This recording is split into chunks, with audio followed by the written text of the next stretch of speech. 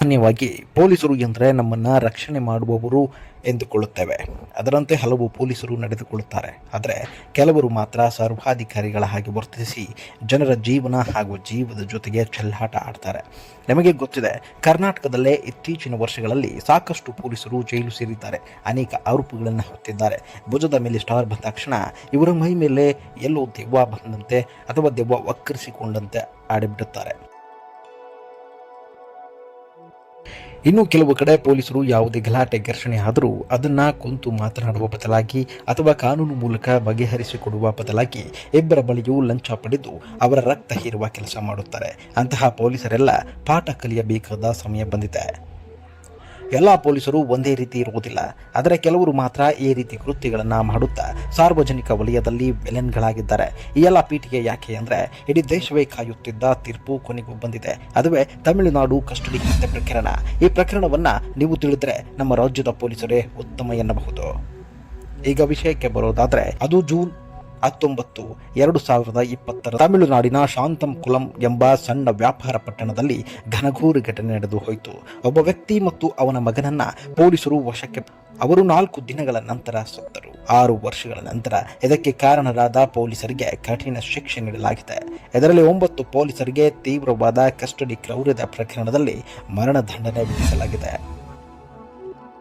ಶಿಕ್ಷೆಗೆ ಒಳಗಾದವರಲ್ಲಿ ಇನ್ಸ್ಪೆಕ್ಟರ್ ಶ್ರೀಧರ್, ಸಬ್ ಇನ್ಸ್ಪೆಕ್ಟರ್ಗಳಾದ ಬಾಲಕೃಷ್ಣನ್ ಮತ್ತು ರಘು ಗಣೇಶ್ ಮತ್ತು ಪೊಲೀಸ್ ಸಿಬ್ಬಂದಿ ಮುರುಗನ್, ಸೋಮಧರೈ, ಮುತ್ತುರಾಜ, ಚಲ್ಲಾದುರೈ, ಥಾಮಸ್ ಫ್ರಾನ್ಸಿಸ್ ಮತ್ತು ವೇಲುಮುತ್ತು ಸೇರಿದ್ದಾರೆ. ಶಿಕ್ಷೆಯನ್ನು ಘೋಷಿಸುವಾಗ ನ್ಯಾಯಾಲಯವು ಇದನ್ನು ಅಧಿಕಾರ ದುರುಪಯೋಗ ಎಂದು ತಿಳಿಸಿದೆ.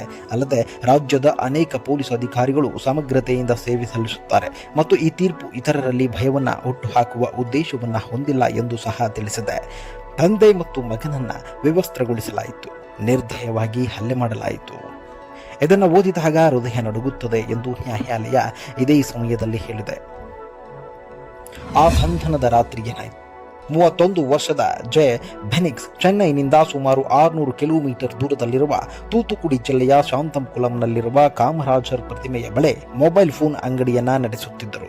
ರಾತ್ರಿ 8 ಗಂಟೆ ಸುಮಾರಿಗೆ ಬೆನೆಕ್ಸ್ ಅವರ ತಂದೆ ಪಿ ಜಯರಾಜ್ ಅವರನ್ನ ಪೊಲೀಸರು ಬಂಧಿಸಿದ್ದಾರೆ ಎಂದು ತಿಳಿಸಲಾಯಿತು. ಹಿಂದಿನ ದಿನ ಅವರ ಮರಗೆಲಸದ ಅಂಗಡಿಯ ಬಳಿ ನಡೆದ ವಾಗ್ವಾದಕ್ಕೆ ಸಂಬಂಧಿಸಿದಂತೆ ಜಯರಾಜ್ ಅವರನ್ನ ಶಾಂತಂಕುಲಂ ಪೊಲೀಸರು ಠಾಣೆಗೆ ಕರೆದೊಯ್ದಿದ್ದರು.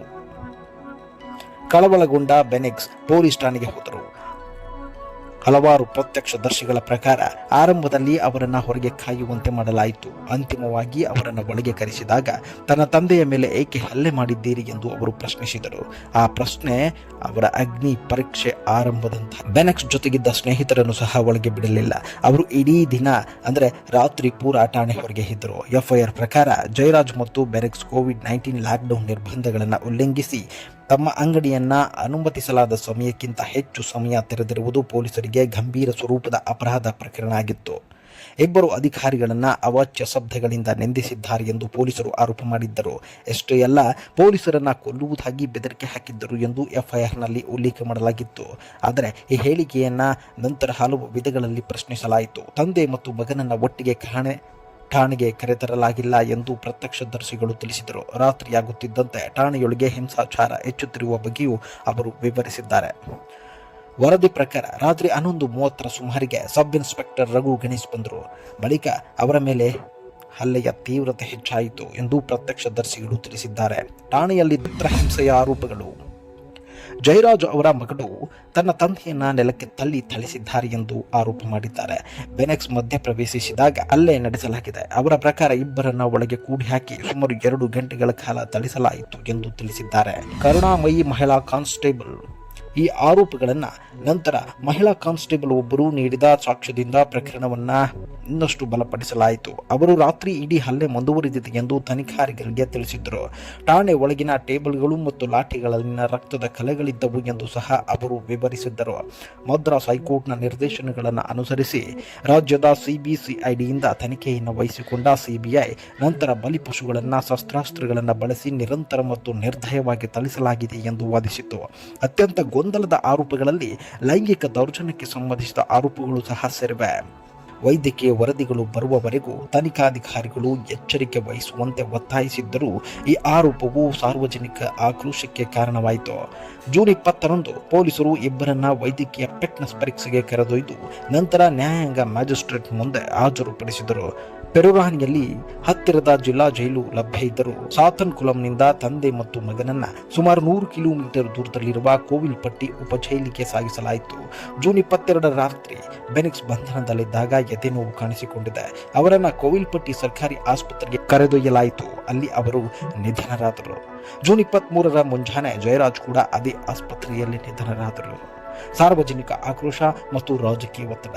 ಇದಾದ ನಂತರ ಶಾಂತಂಕುಲಂನಲ್ಲಿ ಅಂಗಡಿಯವರು ತಮ್ಮ ವ್ಯವಹಾರಗಳನ್ನೆಲ್ಲ ನಿಲ್ಲಿಸಿ ಪ್ರತಿಭಟನೆಗೆ ಮುಂದಾದರು. ತಮಿಳುನಾಡಿನಾದ್ಯಂತ ವಾಣಿಜ್ಯ ಸಂಸ್ಥೆಗಳು ಅಂಗಡಿ ಮುಂಗಟ್ಟುಗಳು ಮುಚ್ಚಿ ಒಗ್ಗಟ್ಟಿನ ಪ್ರದರ್ಶನ ತೋರಿದರು. ಸಾಮಾಜಿಕ ಮಾಧ್ಯಮಗಳಲ್ಲಿ ಈ ಪ್ರಕರಣವು ರಾಷ್ಟ್ರೀಯ ಮತ್ತು ಅಂತಾರಾಷ್ಟ್ರೀಯ ಗಮನ ಸೆಳೆಯಿತು. ಈ ಎಲ್ಲಾ ಘಟನೆ ನಂತರ ಇಬ್ಬರು ಸಬ್ ಇನ್ಸ್ಪೆಕ್ಟರ್ಗಳನ್ನ ಅಮಾನತುಗೊಳಿಸಲಾಯಿತು ಮತ್ತು ಇನ್ಸ್ಪೆಕ್ಟರ್ ಶ್ರೀಧರ್ ಅವರನ್ನ ವರ್ಗಾವಣೆ ಮಾಡಲಾಯಿತು. ನ್ಯಾಯಾಂಗ ಹಸ್ತಕ್ಷೇಪ. ಮದ್ರಾಸ್ ಹೈಕೋರ್ಟ್ನ ಮದುರೈ ಪೀಠವು ಪ್ರಕರಣವನ್ನು ಸ್ವಂತ ಕೈಗೆತ್ತಿಕೊಂಡು ತನಿಖೆಯ ಮೇಲ್ವಿಚಾರಣೆಗೆ ಮಧ್ಯ ಪ್ರವೇಶಿಸಿತು. ನ್ಯಾಯಮೂರ್ತಿಗಳಾದ PM ಪ್ರಕಾಶ್ ಮತ್ತು B ಪುಗಲೇಂದಿ ಅವರನ್ನೊಳಗೊಂಡ ಪೀಠವು ವಿವರವಾದ ತನಿಖೆಗೆ ಆದೇಶ ನೀಡಿತು. 3 ವೈದ್ಯರ ತಂಡದಿಂದ ಮರಣೋತ್ತರ ಪರೀಕ್ಷೆ ನಡೆಸಬೇಕೆಂದು ಆದೇಶ ಮಾಡಿತು.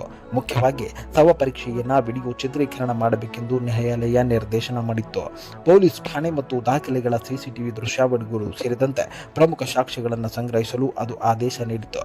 ಪ್ರಕರಣವನ್ನು ಅಂತಿಮವಾಗಿ CBIಗೆ ಹಸ್ತಾಂತರಿಸಲಾಯಿತು. ಅದು ಒಬ್ಬ ಇನ್ಸ್ಪೆಕ್ಟರ್, 2 ಸಬ್ ಇನ್ಸ್ಪೆಕ್ಟರ್ಗಳು ಮತ್ತು ಹಲವಾರು ಕಾನ್ಸ್ಟೇಬಲ್ಗಳು ಸೇರಿದಂತೆ 10 ಪೊಲೀಸರನ್ನ ಬಂಧನ ಮಾಡಿತು. 5 ವರ್ಷಗಳಿಗೂ ಹೆಚ್ಚು ಕಾಲ ನಡೆದ ಈ ವಿಚಾರಣೆಯ ನಂತರ ನ್ಯಾಯಾಲಯವು ಈಗ ಈ ಪ್ರಕರಣವನ್ನು ಅಪರೂಪದಲ್ಲಿ ಅಪರೂಪ ಎಂದು ಕರೆದಿದೆ.